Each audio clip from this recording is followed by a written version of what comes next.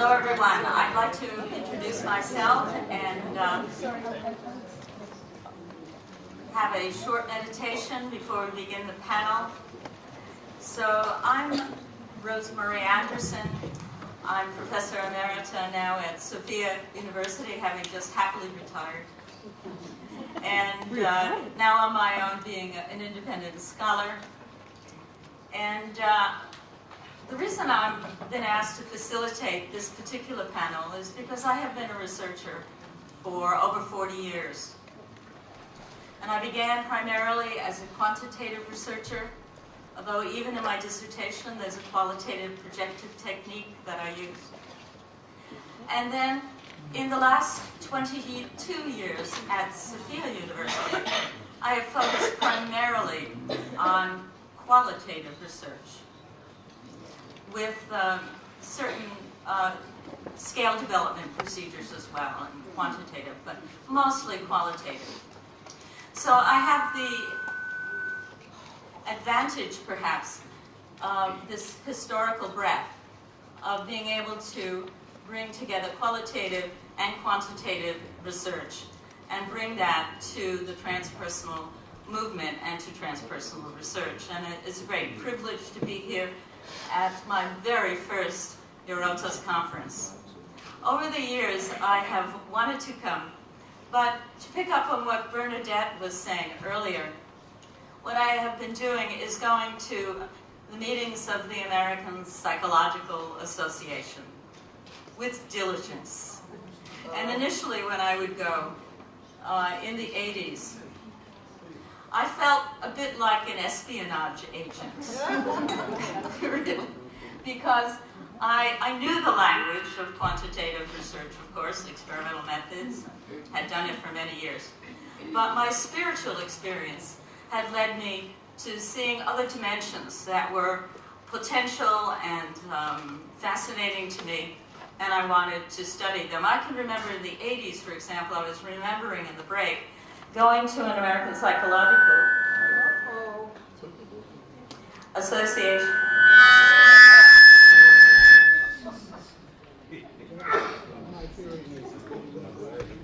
American Psychological Association. Can you hear me now? American Psychological Association meeting in San Diego, and I looked at the program, and there was only one talk on spiritual anything. And it was on transcendental meditation, Rama Maharshi version. I went to the talk, and it was just me and a few other people and the speaker. Things have changed in the American Psychological Association.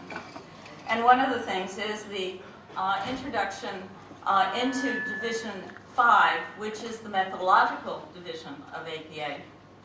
And both qualitative and quantitative research have their own sections now, which is a wonderful thing. It only happened last year.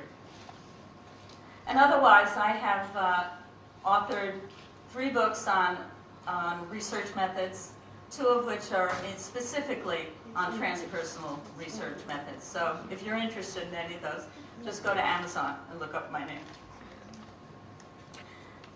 So I would like to lead us now in a short meditation, an opening, which has, in many ways, it is patterned after the way I begin dissertation committee meetings, which is simply to invoke the best intention for this meeting, knowing well that I have people and colleagues from many different kinds of universities at those meetings.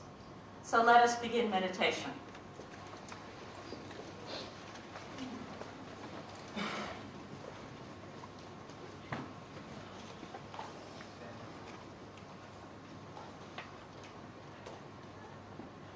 So enter meditation in your own way, according to your own practice.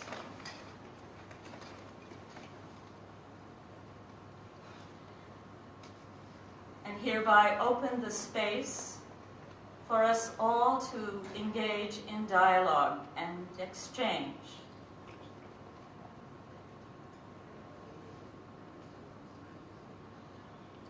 To set the best intention for that exchange,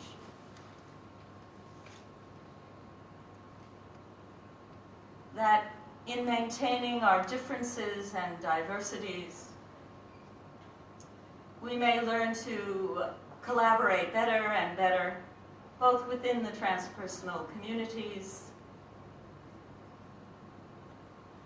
and with mainstream academic fields and practical fields. So I shall be quiet for a moment and let you set that intention for goodwill and collaboration in your own way.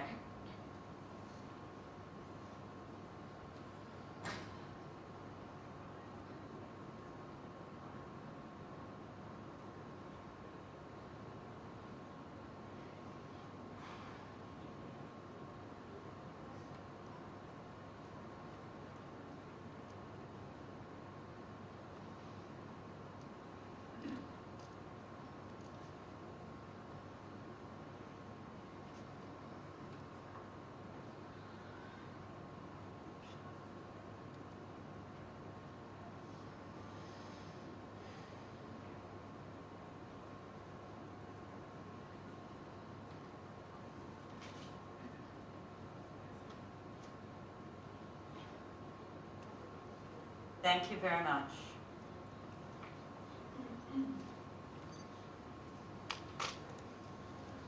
I would like now to introduce very briefly the four panelists.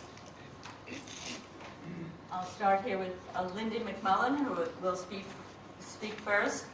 Everyone knows Lyndia McMullen at this point. She's president of the Hellenic Association for Transpersonal Psychology and Research, of course.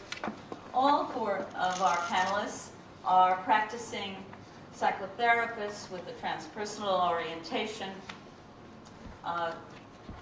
Everyone is, three of them are psychologists, and Giovanna is a psychiatrist.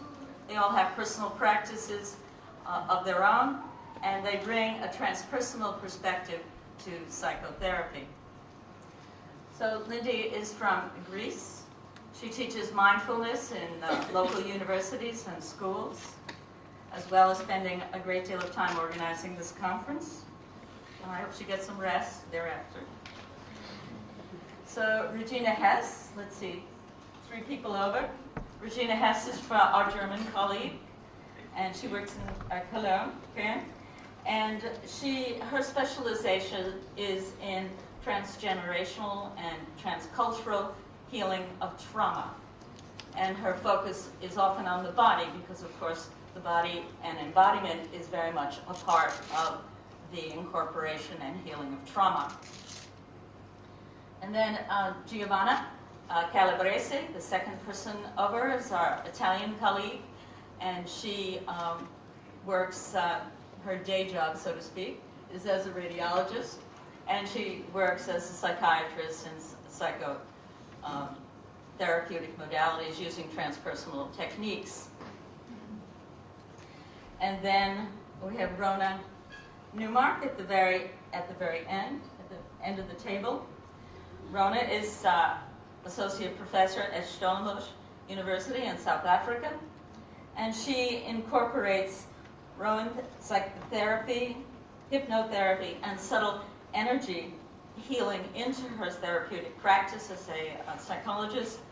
And she told me shyly that subtle energy healing is actually a code name for shamanic healing. So I think that's all of you. And please, all of you, please add anything I have forgotten. Take it away, Lindy. Thank you, Rosemary. Does everybody hear me? Can everybody hear me? Yes. Good. I would like to start this panel discussion with a question. What is the future of the human self-image in this day of transhumanism, neurotechnology, and global transition? During the Renaissance, the humanist was someone who studied the ancient Greek texts and Roman civilization, methodically analyzing and interpreting to gain their wisdom. In 15th century Italy, Pico della Mirandola praised human dignity advocating an anthropology of human nature, referring to Plato, the Kabbalah, and esoteric doctrines, wanting a return to divine reality found in these thinkers and traditions. During the Renaissance, the purpose of political action was to establish a free society with justice and liberty.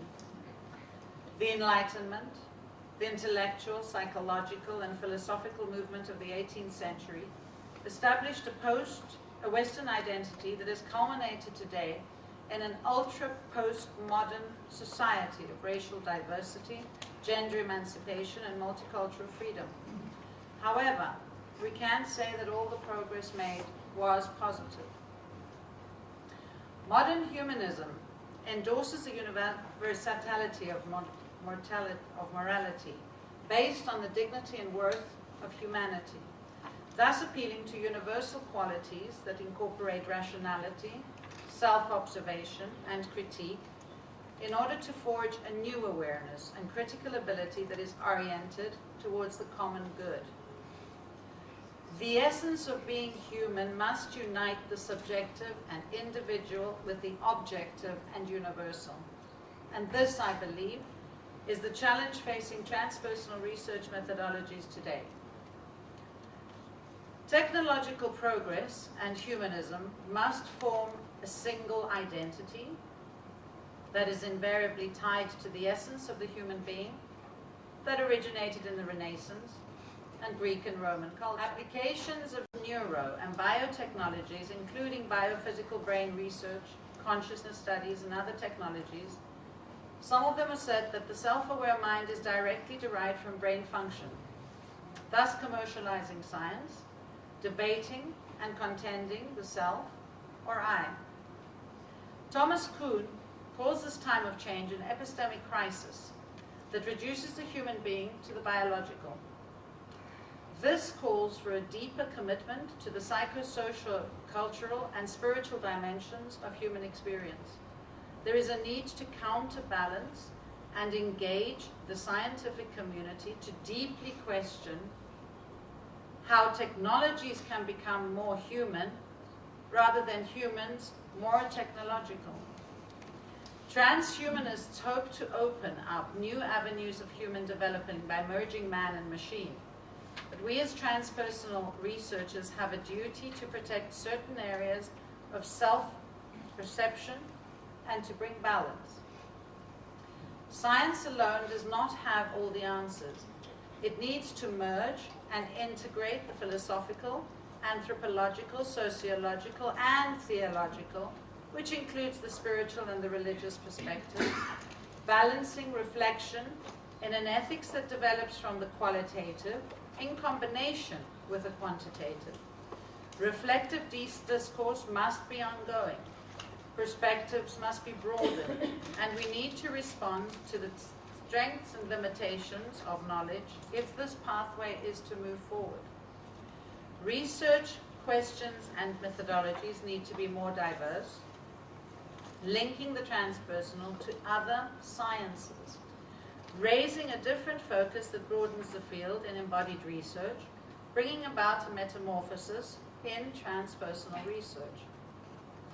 We need to attempt to integrate the materialistic and transcendental objectivism with introspective empirical subjectivism, acknowledge the strengths and weaknesses of each, and validate them, not allowing one to dominate the other, as none can effectively account for states of consciousness and ontology.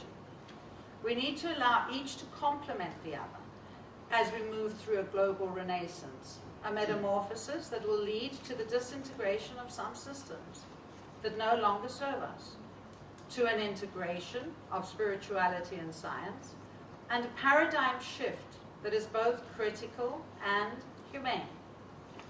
What we need now to answer is, can this challenge be embraced by the leading figures in transpersonal research?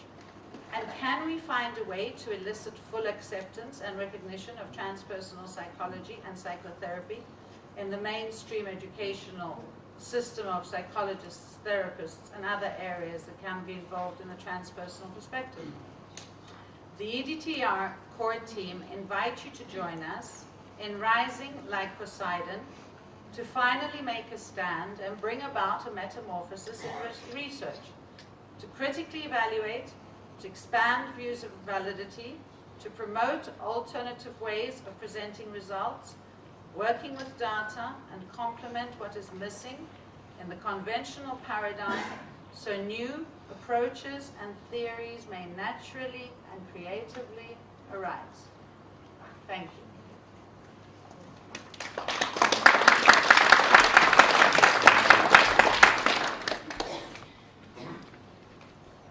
So, can you hear me?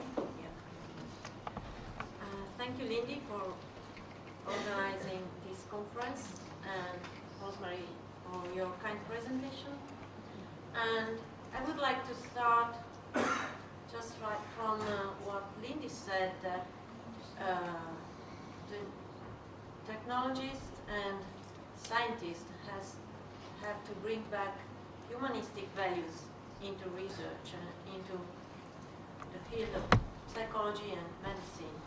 And what I would like to share now with you is idea that it's not enough for them to bring back humanistic values, but as transpersonal practitioners, either psychotherapists or whatever, we have to bring this humanistic value into that field.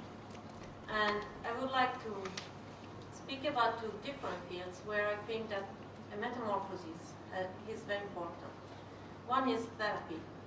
And I think that it's important to shift from a medical and psychological perspective of therapy to a transpersonal perspective of therapy.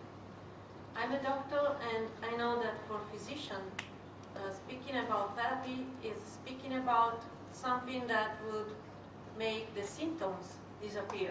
So there is a disease with symptoms, and the therapy has just to make the symptoms disappear. And when they speak about therapy, they think about efficacy, because the therapy has to be efficient. And they speak about a therapy that has to be appropriate for that diagnosis. So we have a complex system of diagnostic criteria to classify different diseases. And the therapy has to be cost effective, because especially in this period, we have money problems. Hospitals don't have enough money, people don't have enough money, so a therapy has to be cost effective. And of course, this is very far away from a transpersonal perspective. And if we consider a psychological perspective, a therapy has to induce a change in the person, a change in the personality, a change in the way the person faces life and many difficult events in life. Sometimes psychologists speak about development, ego structural development. And if we consider a transpersonal perspective, we all know that we speak about evolution. And when we consider the subjects, we don't limit only to the personal dimension, but we consider also the spiritual dimension, and we consider the wholeness of the subject. So I think that it's important to bring this perspective into the medical field, into psychology. And this is why research is really important, because we have to be prepared to bring this dimension of therapy with a strong argument based on research. And then, of course, it's not a quantitative research approach. As Rosemary said at the beginning, we need to use different methods. And there are many different methods. Her books really show that there are many different methods, and we have to be really comfortable to use these different methods. And these methods are important not just to describe the effectiveness of the therapy, but we can describe the meaning of the experiences that we face during our practice using non-ordinary state of consciousness. And so this is the first metamorphosis. And the other level of the other field where I would see a metamorphosis very important is about neuroscience and how neuroscience can be applied to transpersonal studies. Because we all know that transpersonal therapy works with non-ordinary state of consciousness, and we use all different kind of meditations and mindfulness techniques. And there are many studies now showing that all these techniques have an effect on brain functions and even on brain structures. And because it's not just the brain, because even if the brain is the only organ that has been studied, but we know that human beings don't have just the brain, and that the whole body, we consider the whole body as an integrative system. So there is also the heart, there are the lungs and all the other organs, and so we have to consider also these other organs. And to do research in this field is even more difficult because we have to combine quantitative research and qualitative research. And I think that it's important that the practitioners that are using these techniques understand the importance to show how these techniques affects the body and how this integrates. And so this is the other level of research and how research can induce these metamorphoses. And just to conclude and say that it's possible to do this kind of research, this is what I did using qualitative research to describe the therapeutic effect of the Biotrans Energetica model, the model that Latuada started. And I did it in a clinical trial setting, so with many psychotherapists and many patients, and this is the kind of setting that a medical doctor would understand and the cognitive psychologist would understand and would be interested in. And I think this is very important to bring our language into their field, and so we can have a shared language so that we can speak to each other effectively, and we can, in this way, we can bring the humanistic value in their field. So thank you for your attention.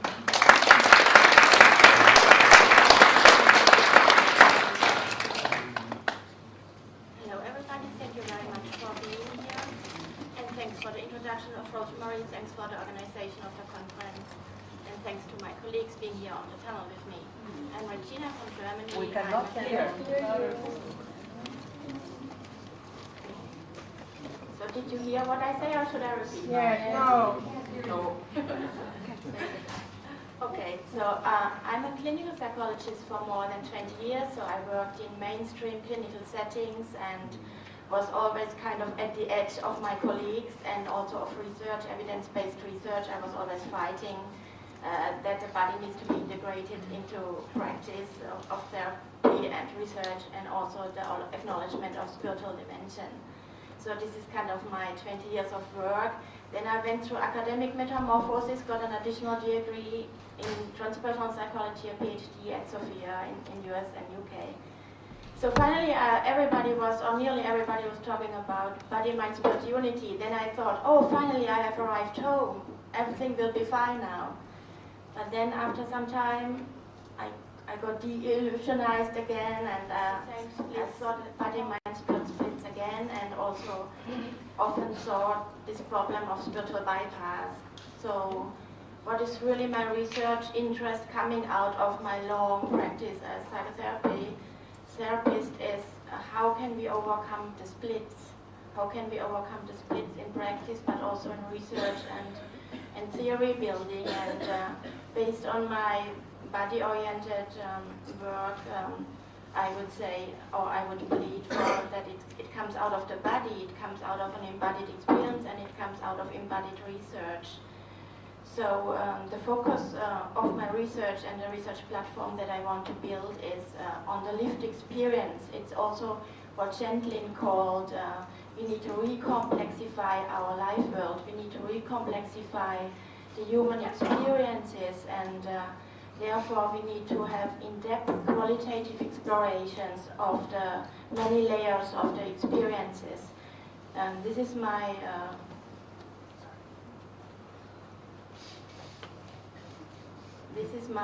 research specialization. What is the lived experience? It includes the biography, it includes the history of the body, it includes the culture and all the spiritual experiences. But a huge part is also that what cannot be expressed in language, which we call the direct experience, which is much more than language can carry or express. So this is one part of my specialization, that I want to look at how can we find ways of all that what we cannot express, of all that what we cannot put into language, and especially since I work since 20 years with trauma, this is such a really very important part. How can we put forward also research in these realms, in the realms between unconscious and conscious, what Chandlin called the felt sense, or the direct experience of the life world. And how can we tap into that? It is all through the body. All the memories are stored in the body, and through the body we connect with the world. So again and again it's coming back to the body. So, and it's also like then, only then, when we focus on the body, on embodied research, being and knowing becomes intertwined.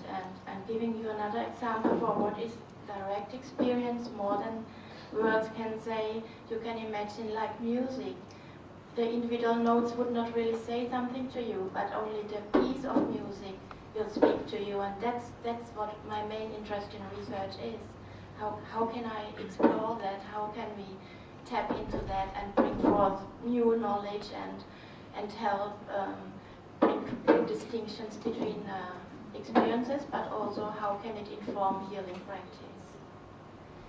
So based on my work on trauma, I'm involved in an international organization that's called Capacita.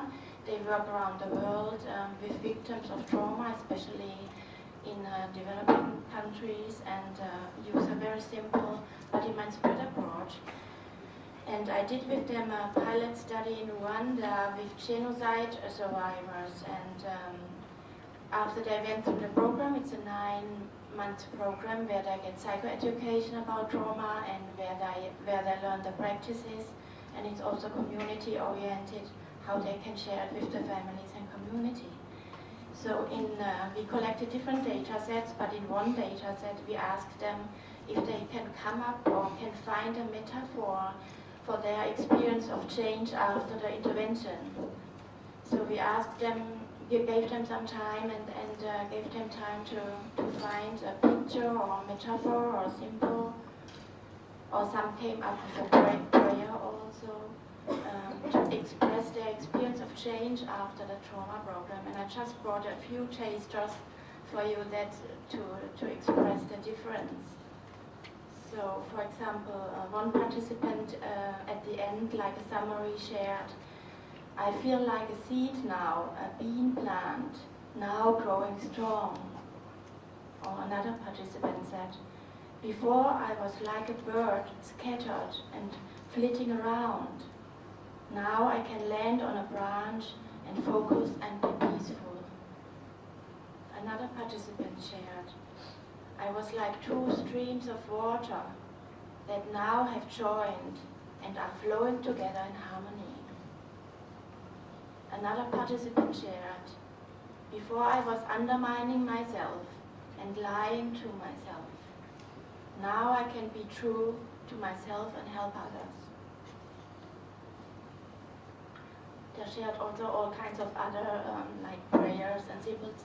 It was very touching, and we intertwined this data set with other interview data, and it helped a lot to deepen our understanding and to deepen the qualitative analysis. The research approach I use is embodied phenomenology. It's a purely qualitative approach, but I'm also very much interested in how we can really rigorously connect it with mixed methods approaches and quantitative approaches. So at the moment I'm collaborating with Glenn Hartelius in the US. I think many of you know him. He has developed this approach. It's not yet a method, but he's working on it. It's called somatic phenomenology, and we are in contact how we can make a mixed methods approach out of embodied phenomenology and somatic phenomenology. And I'm also working with colleagues in Germany who are trained as neurophenomenologists, how we can bring purely quantitative pieces also in the whole research approach. So I want to be it also, and that would be another metamorphorical image or metamorphosis image. I think it's very important that we have a very solid, rigorous methods by itself, but it's as important that we focus on collaboration and how can we integrate different philosophical stances and research approaches. I want to close with a quote from Rosemary Anderson, 2001, page 95. I'm tired of the split between the body and the world.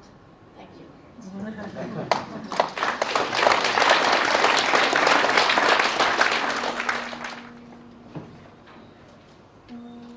Just get people to be silent. It's on.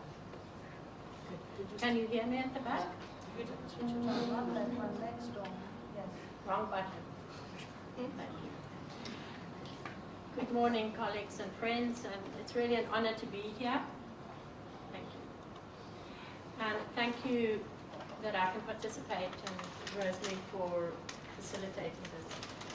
The part that I'd like to focus on is the metamorphosis of ethics in research.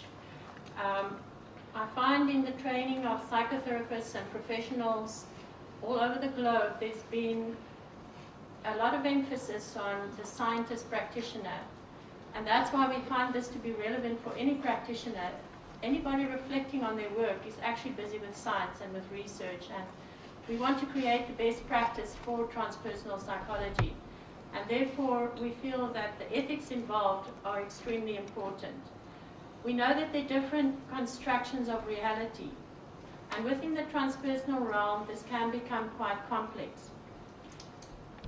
Current methodologies, mainstream methodologies, are also transforming, and this gives us a lot of space to do our research in transpersonal work, such as post-structuralism, questioning ultimate truth. And different countries have different regulations about ethics, and these are important to consider and to work with. For instance, in South Africa, I serve on the Research Ethics Committee of Humanities for Stellenbosch University, and currently we have a very strict policy regarding research with children and vulnerable individuals. If there's no therapy incurred, there are very strict regulations on where this, actually the Minister of Health should give permission for such research. And it's important that every researcher then looks at what the regulatory body in their country includes.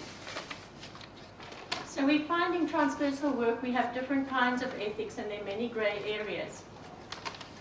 But there are some universal issues and principles that we want to adhere to, which the first is respect for the individual, for self and for the environment. Our world is changing, and research in partnership with spirit and mainstream ethical principles need to be reflected upon.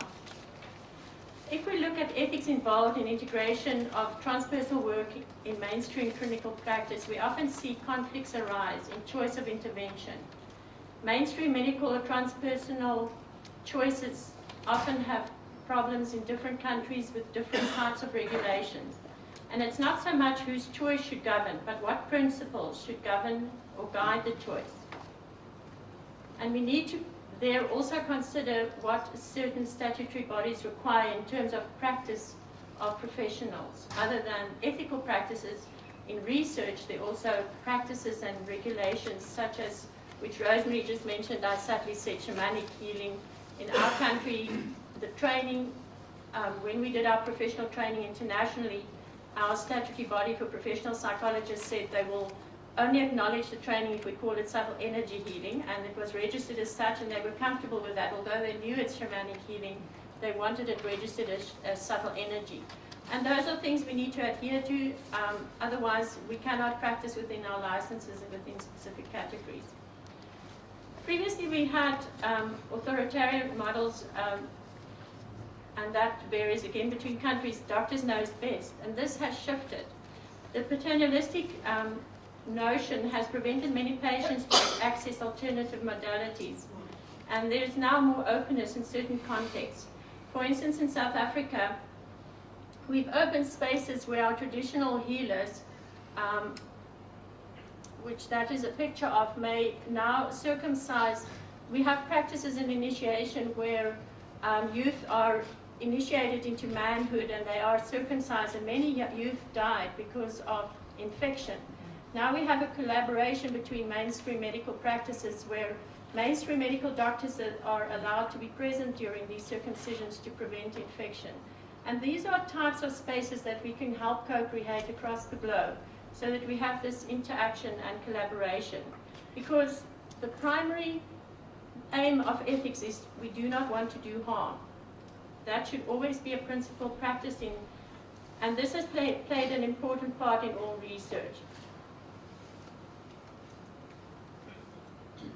Sorry, I just want to go back to a section.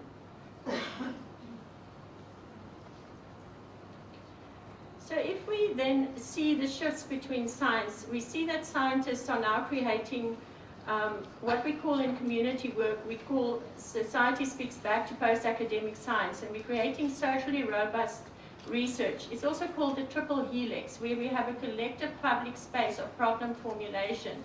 So community research actually creates what we call mode 2 research, and this creates a new scholarly work which Gibbons writes a lot about if you're interested in that. And we see that many of our professionals and specialists that are here, such as Rosemary, David, Stephen Schmitz, Pierluigi, all of our colleagues, I'd like to acknowledge, and many others that I can't mention all the names, South African colleagues, international researchers, all have something to bring into this robust understanding of safety and efficacy. And we must transcend this paternalist and biomedical dominance so that we can create this new space. This space is also called the Agora in mainstream research, and this is a very exciting space that we can transcend all disciplines, and it involves the embodiment of knowledge and the production of new science, where we can move back and forth between these different worlds and these modes. And because it's also acknowledged in mainstream science and ethics, it makes it much more comfortable for us. So science is shifting toward an emerging science where the interconnectedness of the universe is explored, opening the world of also quantum physics to psychology. If we view consciousness as a form of energy and as an expression of life energy, it is integrally related to the cellular expression of the physical. The subtle energies are hierarchical in nature and work from higher levels downward until they become manifest at the level of the physical body. There is a risk in all this type of research because of grey areas, and not all risk can be eliminated. The goal is to mitigate the risk for all parties. The philosophical study of morality is also important in ethics, and the community should be involved as partner in incorporating the different forms of inquiry. Community-based research approaches then help us to look at the standard of the services we provide, with the general clinical practice, ethics of directiveness, ethics offer these directiveness, and we also need to distinguish between values and ethics, because conflict of interest can occur, and we have to understand what the difference is between values and moral stance. We also need to look at actions. Often people feel that it's important to take actions as a matter of principle, to look at good and right motives when deciding about ethical principles. Others feel that we need to say that the outcome is important. And these are guiding principles for every core research group to decide upon. Our main principles are protection of life, equality, autonomy versus freedom, private versus confidentiality, truthfulness and full disclosure, and fostering and caring relationships. And if we look at general practices of ethical committees, and I'm not going to go into that into depth because of time, but we need to look at informed consent, permission for videotaping or recording, and all the general guiding principles, and that's part of the service we'd like to offer through the EDTR. There are many possibilities that can be actualized, although systems may appear simple, but reveal complexity when examined closely. Chaotic behavior results from the nonlinear interaction of relatively small numbers of equations. If something's really complex, it cannot be adequately described by means of simple theory. And if at a certain stage harm is regularly caused to the system will associate that condition with harm without having to know beforehand that the condition is harmful. And we need to protect this type of harm and not have it happen. So we're creating alternative storylines which are empirically grounded but still a storyline in terms of its implications for the future and creating distance from the Mode 2 argument by varying heterogeneous practices and of knowledge production and opening these protected spaces. And this is where we create new robust knowledge. And we're looking differently at validity and objectivity, because if we look at multiple ways of knowing, using literature and research to support our research designs, we find ways to understand the gray areas. If we look and come back for a moment to quantum physics and the implications it has for research, we say just as a zero is both plus 10 and minus 10 at the same time, we are composed of complementary properties. If we seek ultimate order or chaos, we create a monster. What we see pre-exists in imagination, and we actually have found it. We are that nothing that we seek. There is evidence that advanced quantum and particle physicists make similar conclusions about the nature of humanity than the ancient Chinese and Indian philosophers, with the only difference being the manner in which scientists and philosophers reach their insights. And this is wonderful to see that science and ancient wisdom are coming closer together. So the highest wisdom has but one science, and that is the science of the whole, and the science explaining the whole of creation and man's place in it.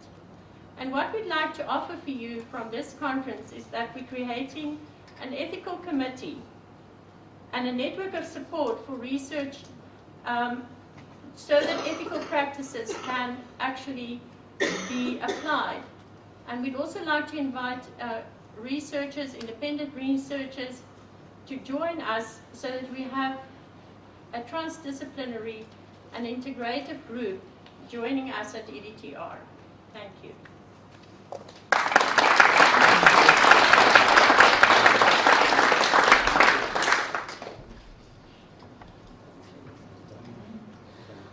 I'd like to make a brief comment.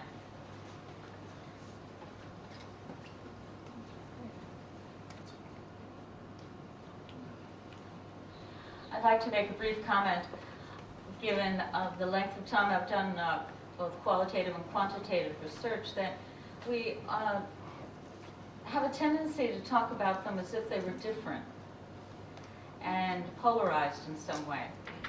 But in reality, when I'm doing a quantitative study, and this goes back many years now, I'm always over and over again making qualitative judgments about what is important, what kind of data am I going to study, as opposed to other kinds of data.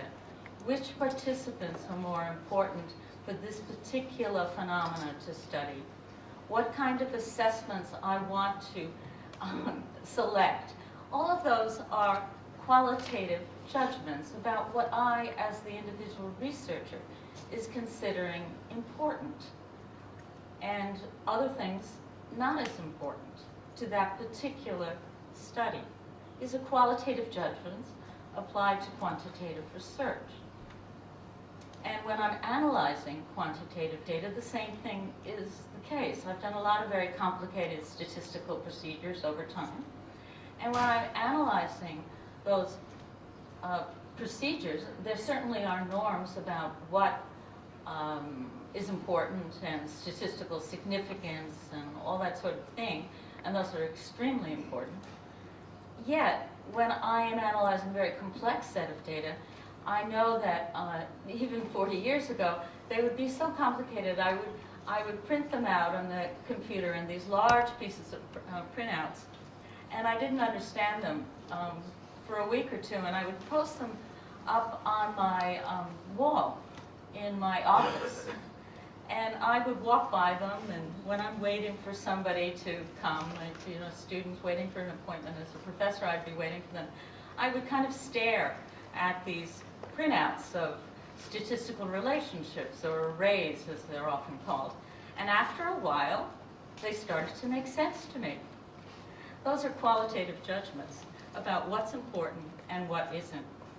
And on the other hand, when one is looking at you're collecting qualitative data per se, say you're collecting 20 or 30 or 100 interviews about a particular phenomena, say the spirituality of chronic pain, for example, is one of the dissertations I supervised some years ago. She collected interviews about that phenomenon on people who experienced a lot of chronic pain and came to some understanding of their pain and reconciliation with the pain through their spiritual practice. When she's doing that, she's also counting how many common themes. So she's applying a quantitative perspective to a qualitative data. Does that make sense to everybody? Yeah. So these things are not as distinct as we would like to think they are. And they're often highly interrelated. Qualitative judgments, quantitative data, vice versa. Now we have a situation in psychology and throughout the human sciences where we are more actively incorporating both qualitative and quantitative perspectives and data collection, data analysis in one study or a sequence of study on the same phenomena. And that's called mixed methods. And this is a great development in both psychology and increasingly throughout the human science. But I want to reiterate, scientists have been doing this, researchers have been doing this for a very long time. Thank you.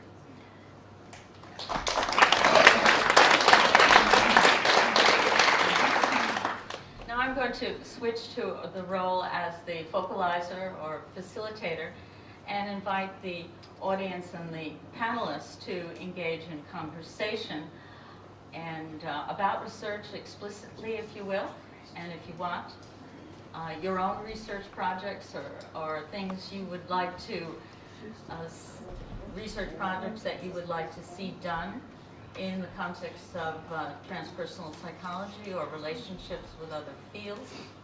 And also what you would like the team up here, the EDTR, to do on behalf of researchers in EUROTAS and in the global transpersonal community. And Rona very nicely began that discussion talking about proposing an ethics board that would serve the larger global transpersonal community. So please, anyone with any questions, and please be brave, and one of the volunteers will come and bring you a mic, okay? And when you start speaking, please tell us who you are, your name and your country. Thank you. Oh, hi there. Hi. I'm Vitor Rodriguez from Portugal, and I want to be a little bit pragmatic here and just start with a minor amount of remarks. One of them is that I still want to know if we can show that psychotherapy in the transpersonal field works. So, I would like to be able to present people and the scientific community thousands of data, quantitative research, showing that it worked for a lot of people. Then I want to know how it works. So I would like to be able to present the general scientific community with lots of qualitative research showing how it is working. But this after showing that it does work. And then, this is what I would call the then part of research. I'll be able to discuss why it works. So at the first easy, so to say, level, I think we can resort to brain research to say that it works because it changes the brain in a certain way. But if you want to go for theory and transpersonal theory, then we are in big trouble now, because we are not even yet resorting to parapsychology research to show that there is something beyond the brain. It's a lot even worse to prove that there is a soul or a transpersonal self, or to test something about it. So, now the challenge to the EDTR would be let's go even for the first step. Let's prepare a questionnaire that can be used at the starting process of psychotherapy, transpersonal psychotherapy, and the end of it, let's change it, send it around to lots of transpersonal psychotherapists for them to collect data. Then let's treat the data and show that we have thousands of cases where it worked. Then we can perhaps move to the next steps. Thank you. Maybe as you are speaking about working therapy, I feel like I can say something, because the first question that I would ask you is, what do you mean when you say that it works? Because for a doctor means a symptom disappear. A person, for example, can't move his legs, and then he can walk around. But then, being very critical about the medical field, I can say that most of the time, well, it depends on the disease, of course, but most of the time, just let time to come by, to pass, and symptoms would disappear anyway.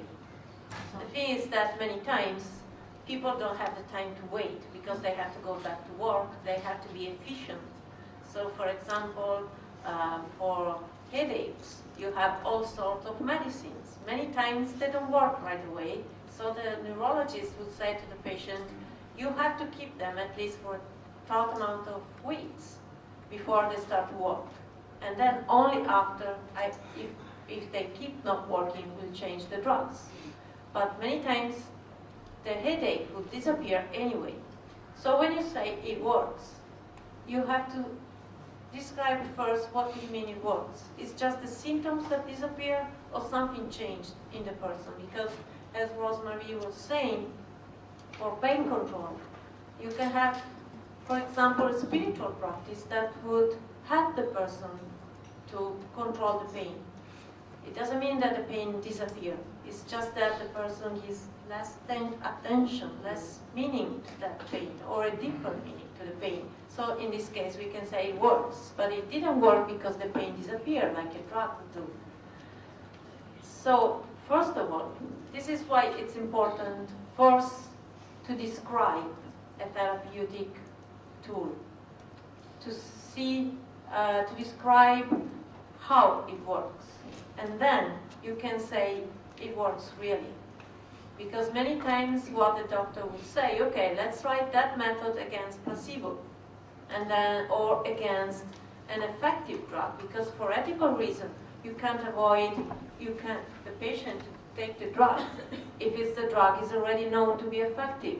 There will be an ethical problem if you don't give them the drug that is really effective, just to test a spiritual practice, for example. I'm just making a few examples.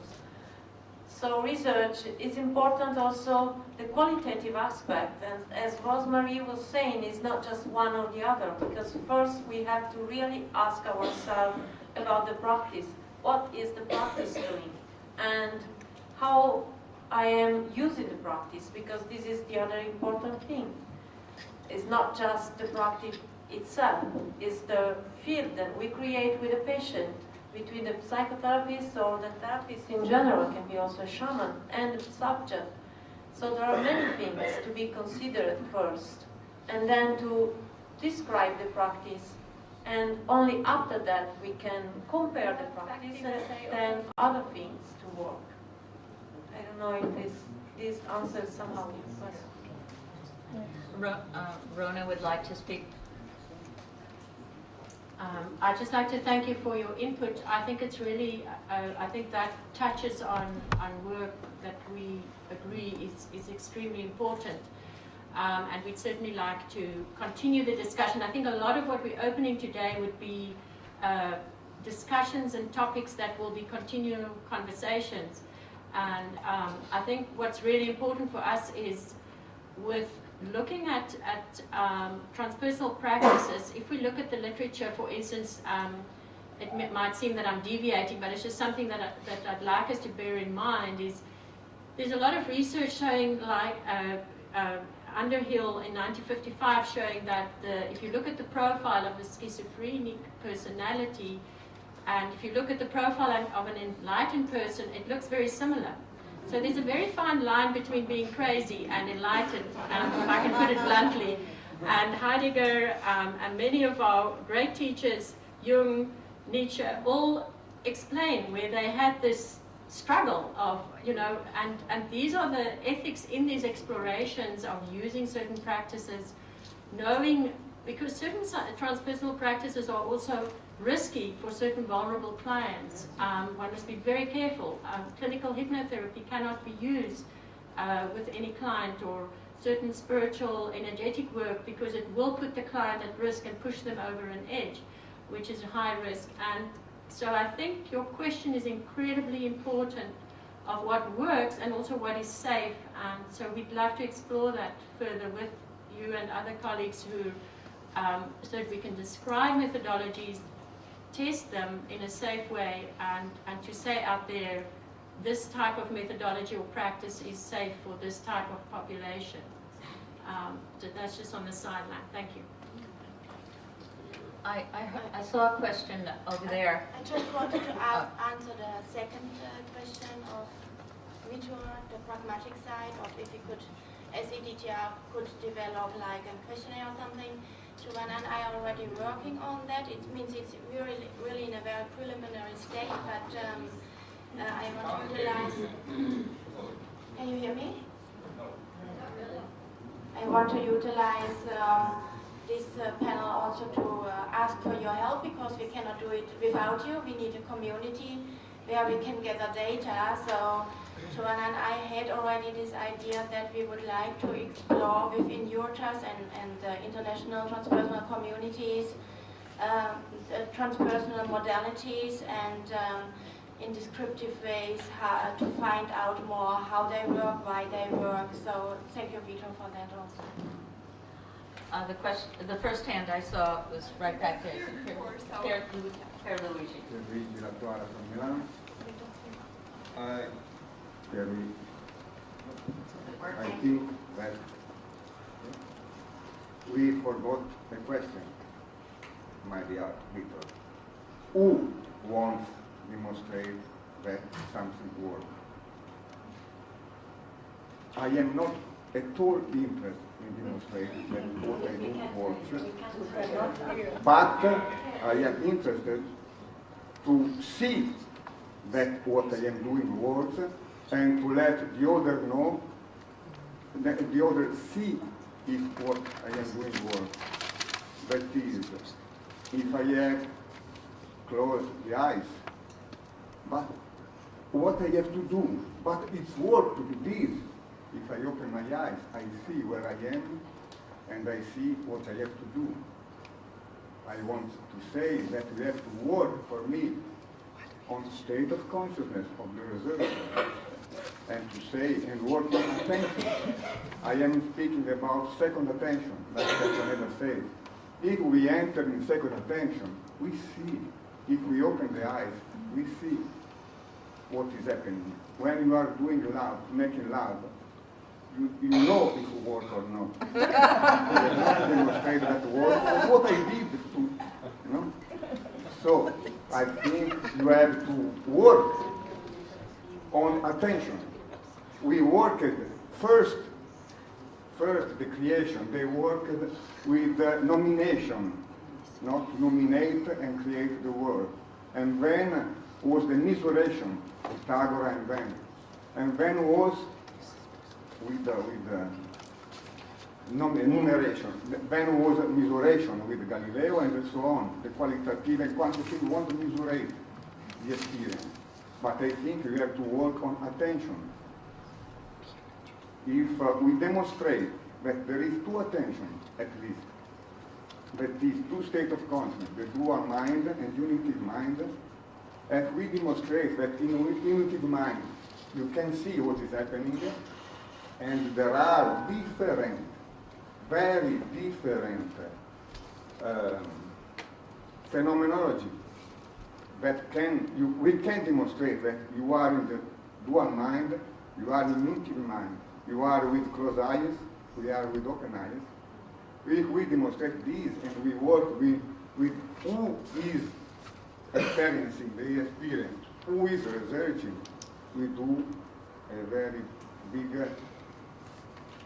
shift in our research, I think. Thank you. Yes, I'm Sigmar Gerken. I'm the co-founder of the Scientific Committee for the European Association for Body Psychotherapy. I'm also a member of the ATP in America. I live in California as well as in Europe. And I do energetic research for over 30 years. And for that, of course, we got to understand that all transpersonal can only be connected to the person, and the person always has a body, as you mentioned. And that means we have energetic states. So when we talk of the body, we always talk of the body field. That means we got to do energetic research. I do that with Kirlian photography 30 years ago. I did it with Stanley. Now we do it with infrared photography and with biophoton measurements. So we have the tools to measure the changes in the energetic field, and that means we can see what are the images that we hold in our consciousness of certain experiences. And that comes back to your medical, to your psychosomatic issues. So certain things for doctors disappear, and then that's, so to say, healing. But we only shifted an energetic state where that certain condition cannot appear anymore. But if I look then on the infrared photography and see there's still the blockage, that means there's not the energy in flow, then I know that can reappear any time the person reconnects with that traumatic or with other events. So what is then, that's your question from Portugal, what are we really doing with our work? And that's the difficulty that we all face in whatever society, because we know in the trauma work, Bessel van der Kolk features in the moment yoga, some other people do research in Qigong, we're doing research in the psychosomatic field. What is really the effect and the impact? Is it on my modality? And for that, I do infrared photography and video photography so that I can see what intervention has directly an impact on the situation of the person. Otherwise, we're always measuring correlation but not causation. And that's, I mean, I know with the last 10 years of fMRI that we hailed so much and we feel that we have answers from there. We don't have final answers. We only have correlations. But what the real impact is, we still have not the questionnaire for that. And that would be something to work together, to formulate things together. And if you're interested, I can show you some of the research in between and some pictures here. So in that respect, we have the tools to document energetic changes in the body field due to psychological intervention. Well, Thank you. thank you. Ronald, do you want to give us something? Well said. The first comment is, you know, as you said, you measure other things that doctors don't measure.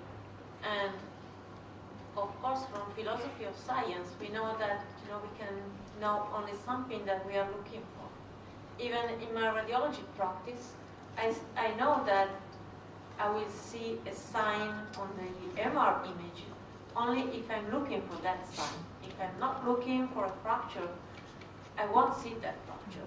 So this is why it's important in the radiology field to combine the clinical science and the images. And of course, this is even more in the medical field when we speak about energy, because in the medical science we don't speak about energy, so it's not measured at all. And this is why it's important, for example, to combine this kind of research, convincing the medical field to do research also on this kind. I think you are perfectly right. And the other thing is also what Latwada was saying is very important, because I found it only when I started to study and practice qualitative research that the personal perspective goes first. First, you have to make it clear where are you starting from and where is your research question coming from, because this is very important. This is going to influence all your research. So asking who is asking that question is the first thing. But this, of course, should be important also in quantitative research. Unfortunately, from my experience in neuroimaging research when I was doing it, this was not important at all. Well, because it was not asked. But of course, the question was because I want to show something so that my research department will get more funding. And of course, if we speak about drug treatments, because the pharmaceutical company will get money selling that drug. So the question, who is asking that question, is always the first question to be answered. I just firstly want to come back to biology. I just want to acknowledge your comment. I'm making notes of all the comments, so and with the names of the individuals who made them. So we'd like to be in contact with you in future. And I'd also like to acknowledge your comment. It's a very important aspect of the work and one of the most challenging. I'm also a quantum biofeedback therapist and researcher, and it's one of the biggest challenges I found at our research university is one of the top research universities in South Africa, meaning the ethics involved with human research linked to biofeedback or any of those devices or mechanisms you've spoken about are very difficult to get past mainstream ethics in big research universities, because the moment there's a device involved, it goes to medical research, and with medical it goes to pure clinical research with no space for transpersonal work. So those are interesting spaces we can explore together, because what we know is with our link with physicists, I work closely with physicists, and with the quantum biofeedback device I use, if the observer observes, that which is observed already changes the moment there's an observer. And we need to look at how particles form and how they change their path, and those would be interesting explorations. What we need to get past within mainstream, and it might differ in various countries, but what they would say in an ethics committee would be, you cannot use this device to do research because there's no evidence that this device will not do harm. And if we say that we're busy with pioneering research, there's enough evidence because of the voltage, because of what the engineers say. They will say, what is pioneering research? Then if you can't do the pioneering research, the comment would be, someone must first do the research, and we want that literature, and then you can do it at this institution. So those are some of the tricky issues we're dealing with. I know, but I got to give you a short answer because I think you misunderstood. That's why we changed from Kirlian photography, because we had to induce energy to activate the field so we could have an imprint. So infrared, as you may know, only takes the heat wave from the body, nothing else. It's a camera. And biophoton measurement measures just the light that is emitted from the body. The photon is the smallest particle of light in quantum physics, and cells communicate with photons. So, because the chemical and physical information that we get in medical, it would be much too slow to inform the cellular system. So we communicate with light, so we are a light field, and it can be measured. It's not any more spirituality, it's no physics. So in all the experience that we may have had, light experiences, past life experience, and so on, can to a certain degree now be seen as an imprint in the field of consciousness. So it's not biofeedback where we need to touch a device. We take the energy directly from the system. Thank you. Yes, I understood it that way. Thank you for that. And I think that's where it's important to bring that type of evidence to support other types of devices where physics are used. Thank you. And we had summer schools after that with physicists, biologists, and so on from Russia and from all over the world. And we have a lot of articles that give us secondary studies. I mean, I only come in as a psychologist who works on the emotions. They do all the other field research on the body, in physiology, and so on. We could also, thank you for that, we're linking with researchers in Oslo that are working maybe on similar work, so we can also connect various researchers, which would be interesting. Thank you. In Oslo, so we can. Right, thank you. Are there other questions? Yes, please. Please stand and take a mic. All right, Go ahead. and then you.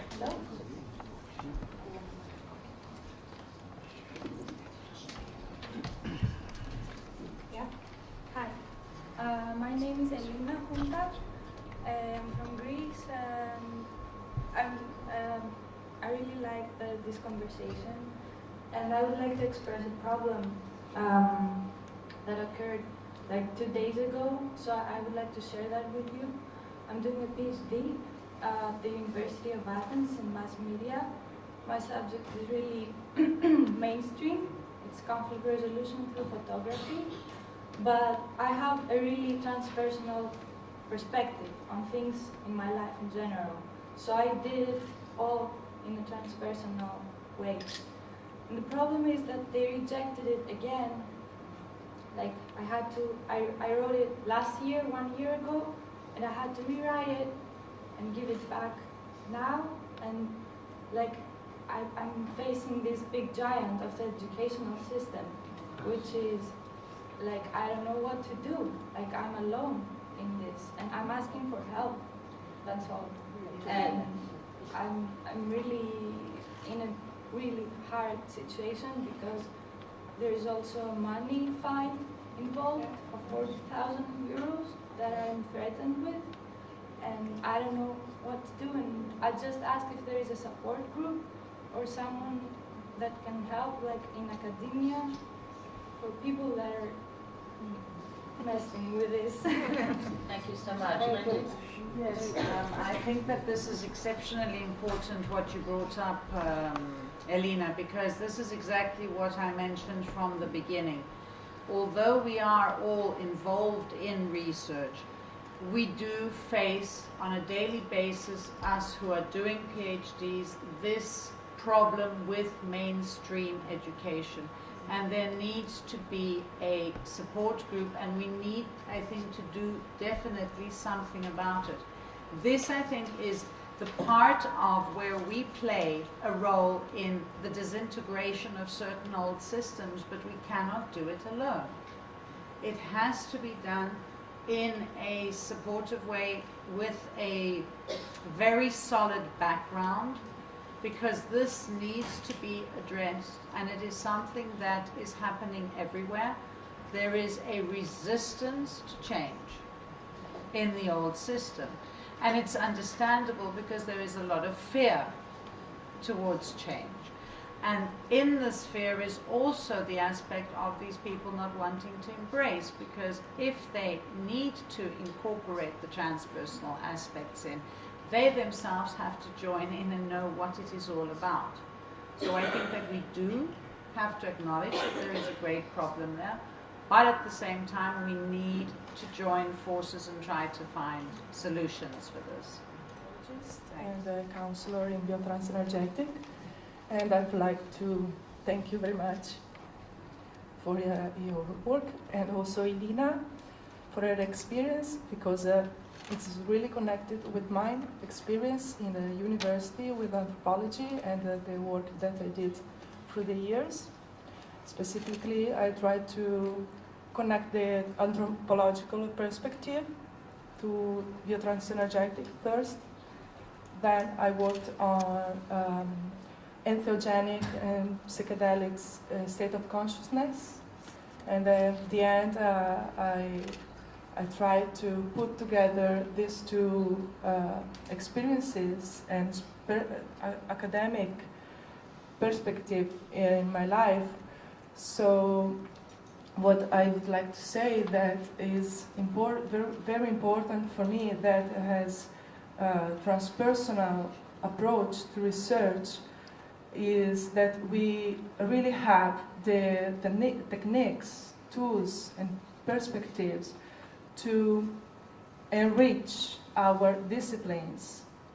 As anthropology does, anthropology put the researcher in the center of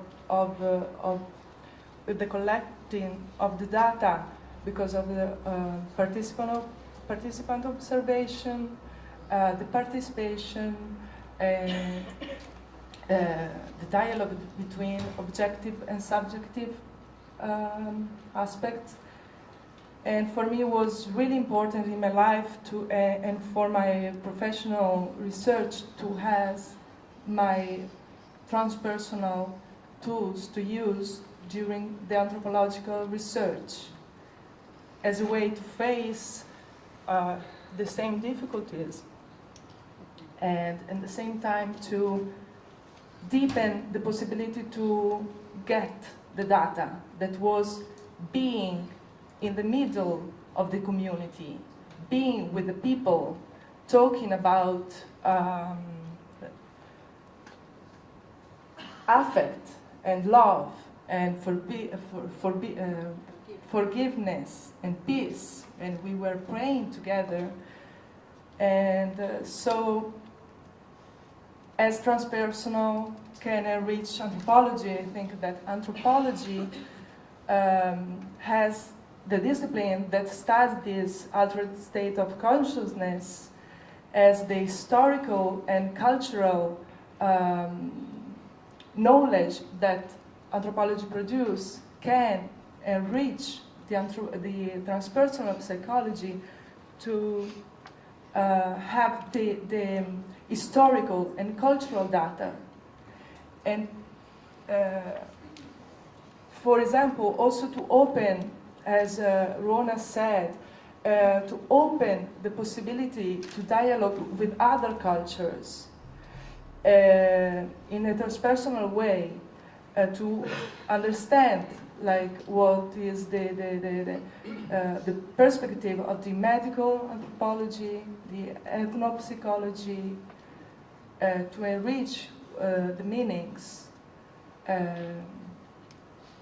So, like, I think this is my way, and I also wanted to share with you that there is this possibility and opportunity to talk together. Thank you. Just want to make a very brief comment that anthropology is unique in that it's split between what we call the objective and subjective has not historically been a part of anthropology, and so that's a real advantage for people, for you, for example.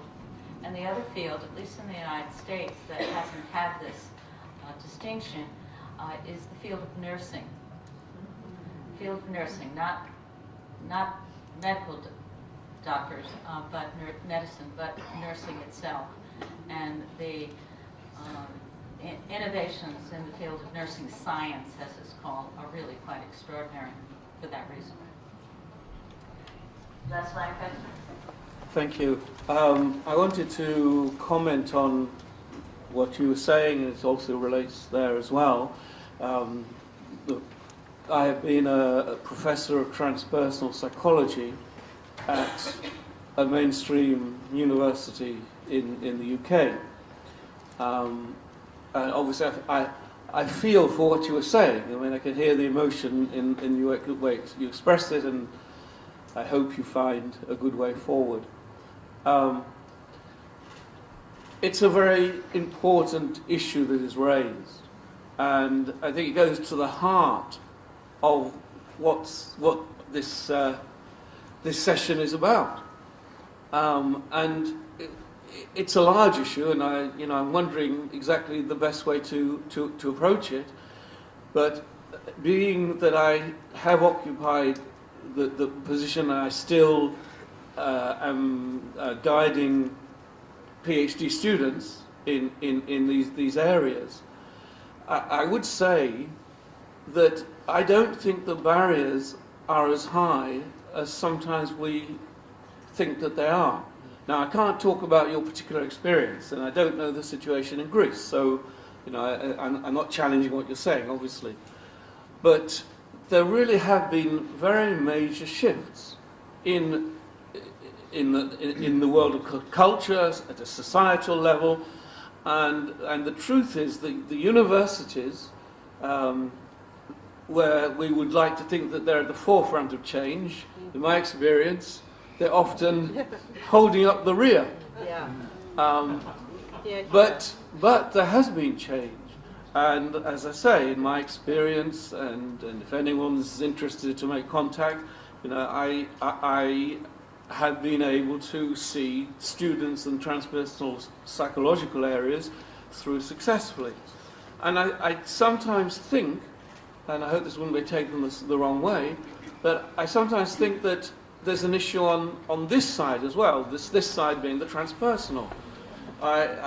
So it's as if, you know, we want to see a barrier, or some of us, I hope that I don't. There is sometimes, I feel, an inclination to want to be somehow separate. And so there is a challenge on ourselves as well, as inverted commas transpersonalists. When I say things have changed, I mean everyone knows this, and it came up in the panel as well. You know, if the word spirituality is in the proposal you put together for research, that's not going to be a problem. If the approach you put together in your proposal is on very shaky grounds in terms of methodology, yes, that will be a problem. So, you know, as I said, there are many aspects to the issue, and it is very, very important, it seems to me, that the world view that I think most in this room would share is present in our major institutions. I put it that way because I didn't want to say it is very important that the transpersonal is present in the universities. Maybe that's also true, but I think sometimes we find issues around the way we use the word transpersonal. And that's also a cultural issue as much as it's a kind of academic issue. But change comes from a variety of areas, most important in what I'm saying here, in a cultural way. When I was first moving forward transpersonal psychology and academic disciplines, going back about 20 years, there was a huge amount of resistance. As what I was trying to do became more understood, the resistance was lowered. So I think it's down to the integrity of how we approach the institutions that we need to relate to. And just the final point, and I think it's an obvious point, it's also about the people who are in the roles of power in these institutions. And again, I think sometimes we create the barriers as much as they create the barriers. That also has been changing, and I think there is increasing openness. There's another point that comes into this, but I think it's not really for now. It's the point there, and I might touch on in my keynote actually on Sunday, is where there is still a differentiation between the areas where a spiritual approach is clearly recognized and valued, and is a source of a considerable amount of research, the differentiation between that and what is sometimes perceived from the point of transpersonal psychology in particular, but maybe anthropology and so on, where that becomes an ontological question about the kind of structures of explanation and causation, which was mentioned over here, that we want to bring into our analysis. I mean, to put it bluntly, if we start talking about angels as media of creation, of causation, then it's not going to work. If we're talking about complexes, then maybe it will work. So it's in the language. So we have to be subtle sometimes, and we have to be politicians. Yep. Yeah. Thanks for that. There's probably only time for one more question. We have right here in the blue. Right here. My name is Teresa Valavani, and I'm a clinical psychologist here. So I gave her because she. Blue. I'm a cultural anthropologist as well, so very glad to hear people coming out of the woodwork and very excited about connecting with you. The question I've been having, I work in an institution in which I find there's very little space to sort of voice these. So I'm based in France, which maybe explains why I'm finding it difficult. Sort of, yeah, a place where people can listen and engage with these kind of questions. And I was wondering, the image that I've been having very strongly in the last sort of year or so is the image of, you know, the sort of vast complexity of the things that we're looking at. And there's sort of, I see it as this kind of a sphere. And the academic system is kind of a square. And I find myself pushing this beautiful connectivity of a sphere through this square, you know, when I'm applying for funding, when I'm publishing, when I'm doing these activities. And so the question I wanted to raise here was, one of them was about gathering tools with which we can sort of roundify this square, as it were. And the other one was about the importance of what's happening in the transpersonal movement in terms of our relationship to science. And science is all about decontextualizing and standardizing. And this relates to what you were saying about subjectivity and the role of sort of, we can't standardize these experiences. And yet science requires us to do so for there to be evidence. And this ties into another question, which is that there is a lot of evidence, to come back to your point. We have so much evidence, but even with the evidence, the scientific establishment is not listening. So there's a question about A, how we can use what we're doing here to make the criteria of science evolve, and B, evidence is essential, but it's not sufficient. Thank you. So we have... Yeah.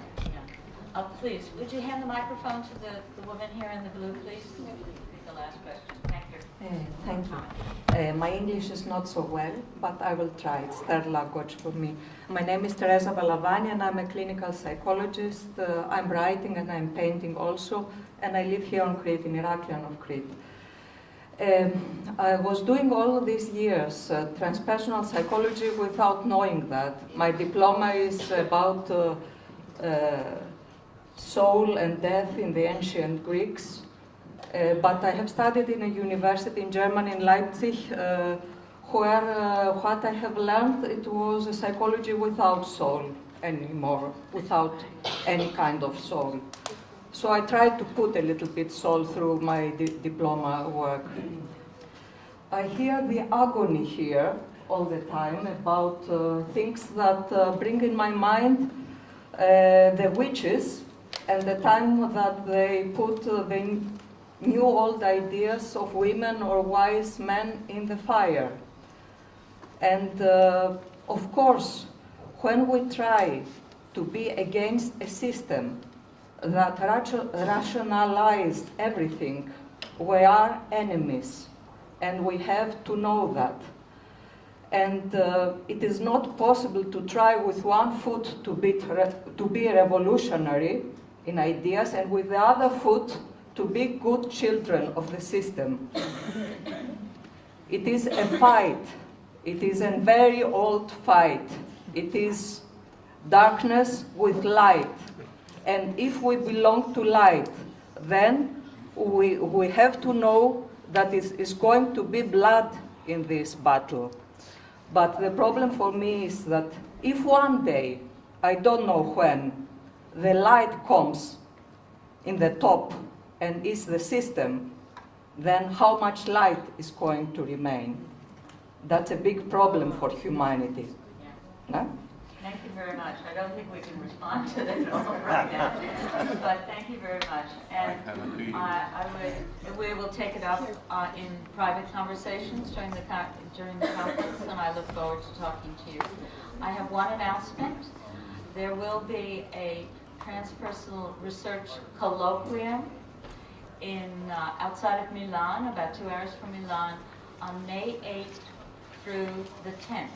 Of 2015, and I want to make that announcement, and please come if you would like to continue this dialogue, and it should be an annual event, and we hope to go from country to country.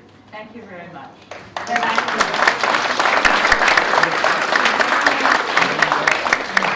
Could I also ask you just to stop for one moment, and there will be the opportunity to talk to the panel every day at lunchtime, certainly today and tomorrow outside, but please do not leave because we have John Drew, who would just like to talk to you for a few moments. And I also have some announcements to make, and this is the only time I have. So please, if you could sit down, because it's like everybody's ready to run out the door, and it just is a little bit difficult. Won't be long. Hello, and please don't leave for a minute, because you have other work to do during this conference. I'm the man in the yellow trousers, in case you can't remember my face, which isn't very exciting in any case. But it's just to remind you that for 20 years, at the last day, we always have the Soul of Europe conference. And at the Soul of Europe conference, we don't talk, we sing, and we dance, and we do tell poems, and we do all sorts of interesting things. And if disintegration is the theme, disintegrate for a little while, get to your own national friends and decide whether you're going to dance or sing or joke or whatever you want to do. Put it on one piece of paper, just your names and your country and what you're going to do, dancing, singing or whatever, and then we'll have a real party on Saturday evening, and I expect that will be the integration, not the disintegration, I hope, of Europe. So thank you.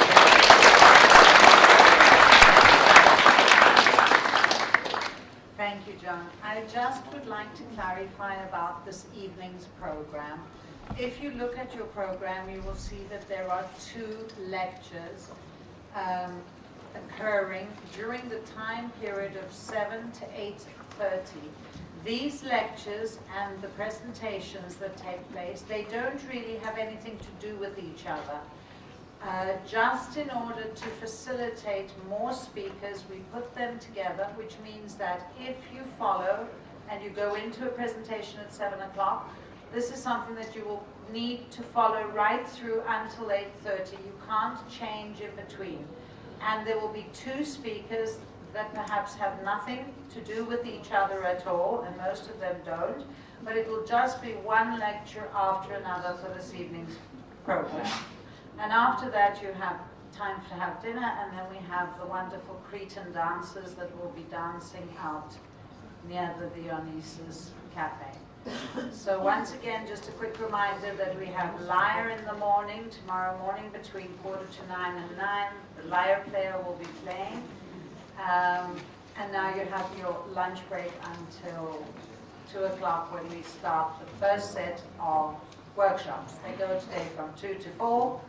4:30, from 4 to 4:30 you will have your coffee break again up in the Dionysus Cafe. And then there will be the second set of lectures and presentations, and then you will have this evening the third set. Have a wonderful day. Thank you.